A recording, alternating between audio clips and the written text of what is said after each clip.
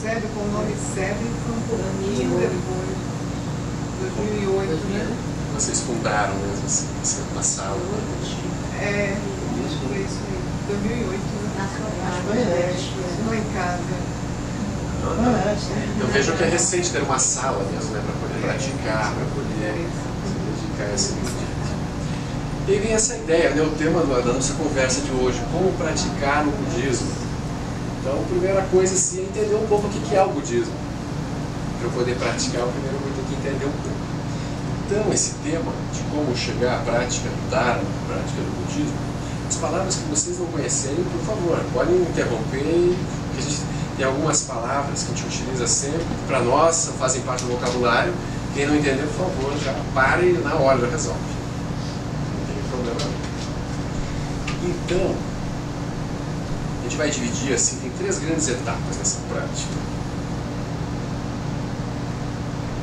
A gente vai conversar sobre isso.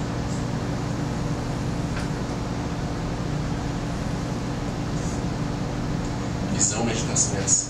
São 3 grandes etapas do caminho budista. Vamos dizer assim, a pessoa de alguma forma gerou alguma conexão, algum interesse em conhecer o budismo. Então ela começa a participar de grupos, estudar, ler livros, procura vários grupos, mestres que estão passando pela cidade, vai viajar para encontrar mestres. Alguns viajam longe, né, para encontrar mestres, né, Solange? Vão longe para ouvir ensinamentos, né?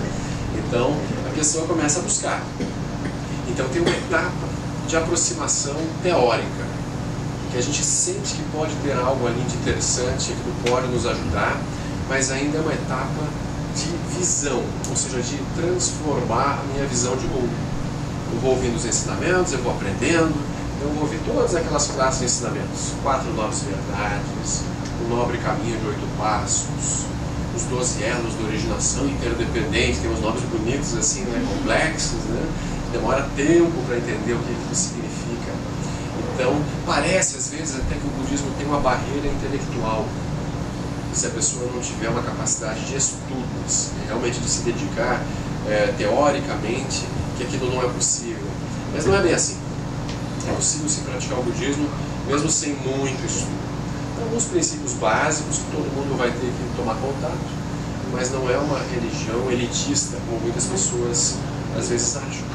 É muito elitista, porque os textos são complexos, o vocabulário sofisticado, então aquilo não é para nós, a gente pode achar. Mas no budismo tem muito mais do que isso. Então tem um aspecto básico de visão, de entender o que a gente está buscando, qual é o propósito do caminho budista, de que forma que a gente vai andar. Então, o que vocês acham? O que o budismo oferece, afinal de contas?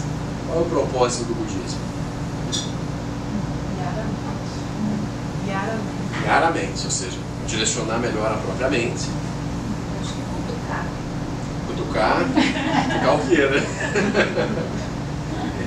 Tira a gente da acomodação. Eu acho que remexe, né? Essa coisa que a gente acha no solo também. Sim. Desestrutura as nossas crenças e nossos pensamentos, né? Construídos ao longo da vida. Transforma a nossa visão de mundo.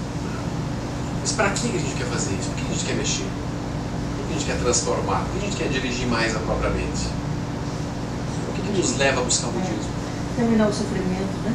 Sofrimento. Então tem essa palavra, né? Que o sofrimento, o budismo repete muitas vezes sobre o sofrimento e algumas pessoas até não gostam muito da abordagem inicial do budismo, que fala assim, achar um caminho para lidar melhor com o sofrimento. Tem essa noção que ninguém está completamente satisfeito. Se conhecem alguém, uma pessoa que esteja completamente satisfeita da sua vida, está tudo perfeito, não quer mexer em nada, é assim mesmo. É difícil de pensar em alguém assim. Todo mundo tem alguma coisinha que acha que deveria... Mesmo aqueles que estão vendo tudo perfeito assim. Pessoas que trabalharam, estruturaram tudo e conseguiram dar um rumo muito estreito para a própria vida. Essas pessoas, elas têm momentos de crise. Ela pode estar muito bem, mas o filho tem um problema, a mãe, o pai. Mesmo que aquela pessoa tenha a habilidade de organizar a própria vida de uma forma muito positiva para ela mesma, as pessoas ao redor não vão conseguir fazer o mesmo, e ela sofre com o sofrimento dos outros. Então o Buda vai falar disso, porque a situação dos seres sencientes, as pessoas que habitam o mundo, o samsara, a gente vai chamar, né, a roda da experiência cíclica, todos eles passam por condições de sofrimento, de dificuldades. Isso é cíclico. Tá bem, tá mal, tá bem, tá mal. Aí muitas pessoas vão achar que a vida é isso mesmo, ou seja, não tem outra saída. Essa é a realidade, não tem muito que lutar contra isso. Agora, quando a gente lê a história, estuda a história do Buda, Siddhartha Gautama, a gente vê que exatamente foi essa a questão inicial da busca dele. Ele olhou essa confusão, esse sofrimento, essas dificuldades, as quatro montanhas: nascimento, velhice, doença e morte. Os seres passam. Alguns não chegam à velhice, morrem antes, mas todos passam pelas etapas anteriores. Então, uma doença, nascimento e a morte em si, ninguém escapa. Né? Então, o Buda ele tentou achar uma resposta melhor para essa questão. Esse é o único modo de existência, ou há uma possibilidade de superar esse ciclo de experiência cíclica? Então, essa foi a busca do Buda. E o Buda chega à conclusão de que sim, há uma saída.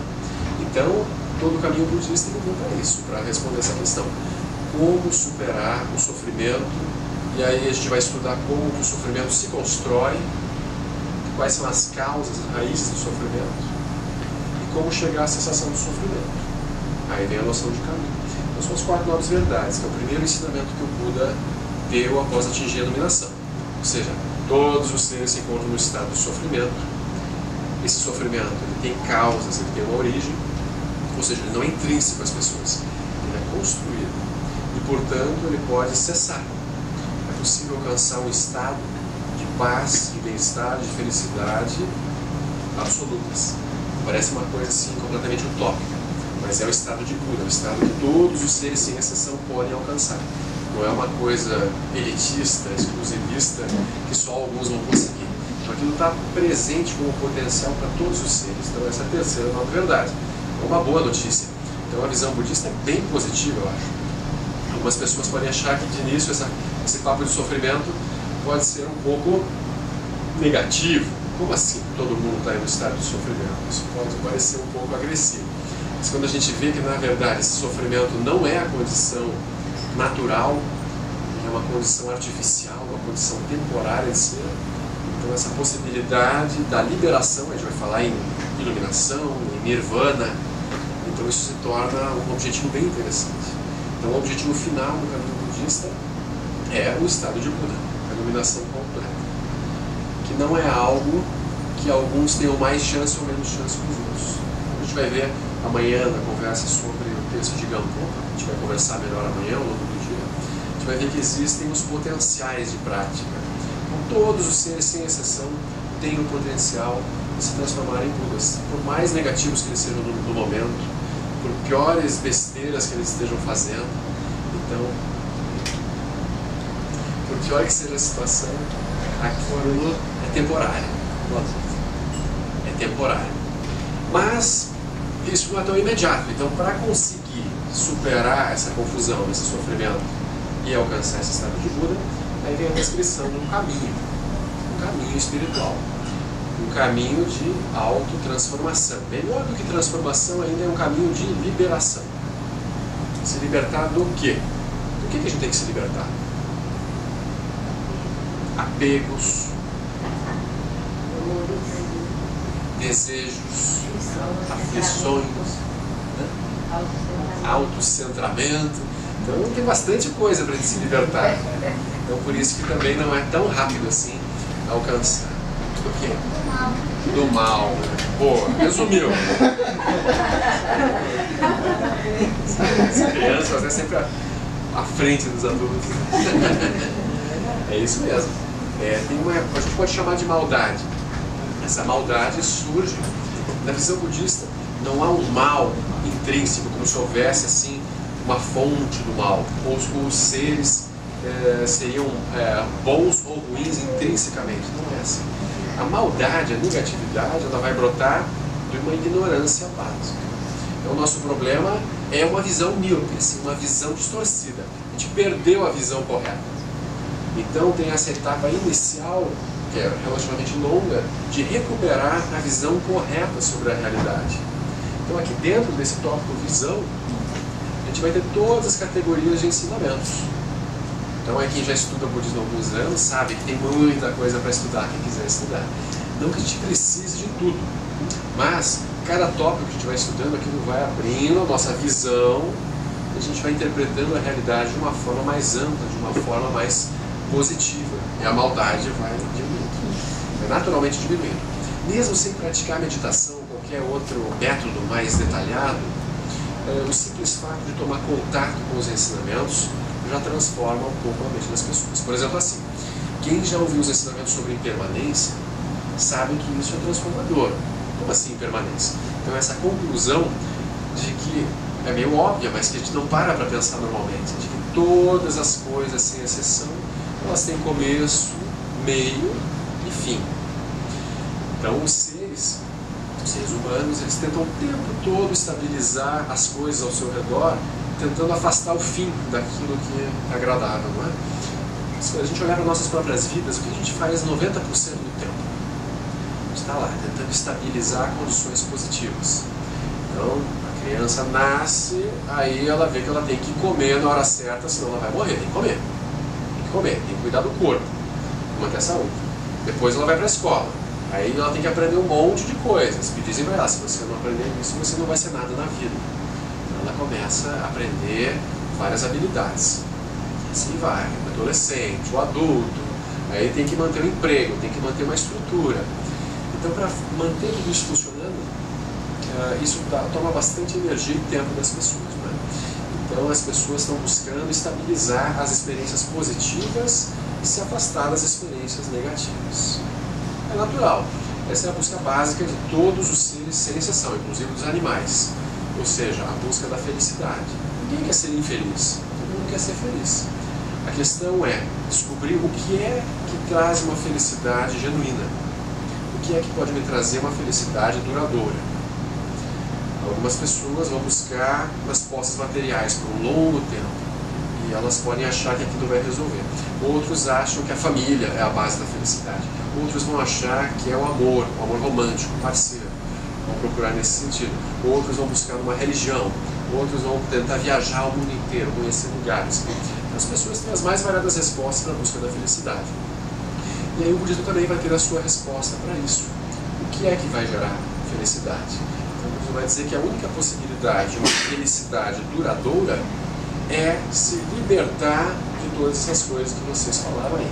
Apegos, desejos, medos, maldades, todas as coisas que nos fazem ficar presos a essa experiência sansárica, essa experiência cíclica. A gente, à primeira vista, ok, mas como é que isso parece meio estranho? Porque eu tenho que sair dessa experiência cíclica, eu tenho que sair das coisas que eu faço hoje para poder praticar, para poder alcançar essa felicidade que o budismo diz que é possível alcançar. Essa é uma questão importante, né? Especialmente para nós que não somos monges. Todos nós somos o quê? Leigos, pessoas que estão aí no mundo, trabalhando, se relacionando, vivendo. Então o nosso caminho não é o caminho da renúncia completa da vida comum. O nosso caminho é o caminho de como aplicar essa visão que o budismo tem para nos oferecer as coisas no dia a dia. Nas minhas relações pessoais, no meu trabalho, como que eu posso melhorar? Essa é a busca. A razão de existência, vamos dizer, do SEB, como uma entidade assim fundada pelo Lama Santen, aqui nos acompanhando, então é justamente ajudar as pessoas a praticarem na vida cotidiana. É a base daquele texto Meditando a Vida do Lama Santen. Então, como desenvolver a habilidade de praticar em meio à vida cotidiana? Essa é a questão. Isso tudo é muito bom. Agora eu tenho que encontrar meios de fazer essa prática. Porque também a pessoa pode se interessar pelo budismo, se aproximar,